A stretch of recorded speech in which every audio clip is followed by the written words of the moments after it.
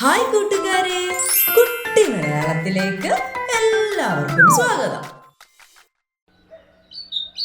കുട്ടികളെ, ഇന്ന് നമ്മൾ കേൾക്കാൻ പോകുന്നത് സൂത്രക്കാരനായ ഒരു കുറുക്കൻ നീലക്കുറുക്കനായി മാറിയ കഥയാണ്.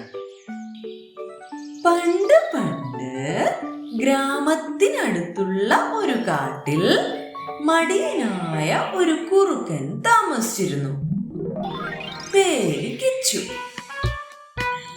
അധ്വാനിക്കാതെ ഭക്ഷണം നേടാനുള്ള മാർഗങ്ങൾ നോക്കി നടക്കുവായിരുന്നു അവൻ.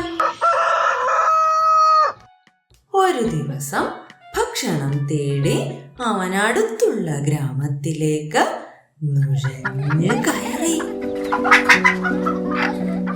അവിടുത്തെ ഭക്ഷണത്തിന്റെ മണമടിച്ച് അവന്റെ വായിൽ വെള്ളമൂറി.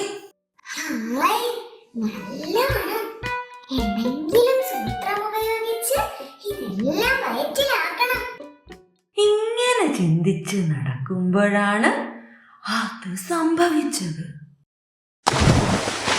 കാലുകഴുതി അവൻ നീല നിറമുള്ള പെയിന്റ് പാത്രത്തിൽ പ്ലുക്കോന്ന് വീണു. ദേഹമാസകലം നീല നിറമായി. ഞാനിപ്പോ നീലക്കുറുക്കനായി മാറിയല്ലോ. ഇതുകൊണ്ടൊരു സൂത്രം പ്രയോഗിച്ചു നോക്കാം, അവൻ ചിന്തിച്ചു. തിരികെ കാട്ടിലെത്തിയ അവനെ കണ്ട് മറ്റു മൃഗങ്ങൾ അത്ഭുതത്തോടെ നോക്കാൻ തുടങ്ങി. അവർ ഇതിനു മുൻപ് ഇങ്ങനെ ഒരു ജീവിയെ കണ്ടിട്ടേയില്ല. കുഞ്ഞിമാൻ അത്ഭുതത്തോടെ ചോദിച്ചു, നീ ആരാ? മുൻപ് ഇവിടെ കണ്ടിട്ടില്ലല്ലോ. ഞാനൊരു സാധാരണ കുറുക്കനല്ല. നിങ്ങളെയൊക്കെ രക്ഷിക്കാൻ വേണ്ടി വനദേവത എന്നെ അയച്ചിരിക്കുകയാണ്. ഇനി മുതൽ ഞാനാണ് ഈ കാട്ടിലെ രാജാവ്. കിച്ചു പറഞ്ഞു. ഇതെല്ലാം സത്യമാണെന്ന് വിശ്വസിച്ച മൃഗങ്ങൾ അവന് ഗംഭീര സ്വീകരണം നൽകി. സ്വാദേറിയ ഭക്ഷണങ്ങളും അവന് കൊടുത്തു. അവനിതൊന്നും വിശ്വസിക്കാനേ പറ്റിയില്ല. അവൻ ചിന്തിച്ചു, എന്റെ സൂത്രം ഫലിച്ചു. ഈ മണ്ടന്മാർ ഞാൻ പറഞ്ഞതൊക്കെ വിശ്വസിച്ചു. എന്നാൽ രാജാവായിരിക്കുക അത്ര എളുപ്പമല്ല. ചിരിക്കാതെയും ഓലിയിടാതെയും ഗൗരവത്തോടെ മറ്റു മൃഗങ്ങൾക്ക് മനസ്സിലാകാത്ത വിധം ഇരിക്കണം. അതവനും അടുത്തു തുടങ്ങി. ഒരു ദിവസം രാത്രി കുറുക്കന്മാർ ഓലിയിടുന്ന ശബ്ദം കേട്ട് അവനൊട്ടും സഹിച്ചില്ല.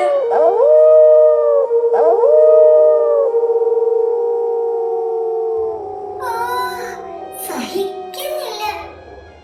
ചെറുതായി ഒന്ന് ഓലിയിട്ട് നോക്കാം.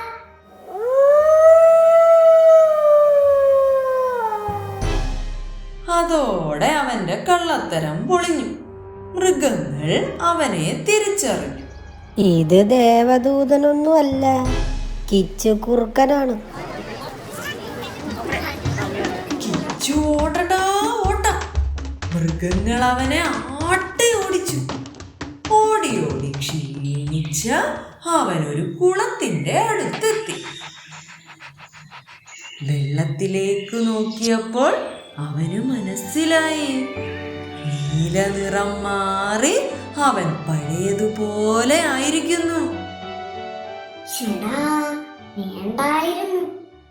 മറ്റൊരാളായി വേഷം കെട്ടുന്നത് അത്ര നല്ല ബുദ്ധിയല്ല, അവൻ ചിന്തിച്ചു. ഈ കഥയിൽ നിന്ന് നമ്മൾ എന്താണ് പഠിച്ചത് കൂട്ടുകാരെ? നമ്മൾ നമ്മളായിരിക്കുക. നമ്മുടെ വ്യക്തിത്വം മറച്ചു വയ്ക്കാതിരിക്കുക. സത്യം എന്നെങ്കിലും പുറത്തു വരും.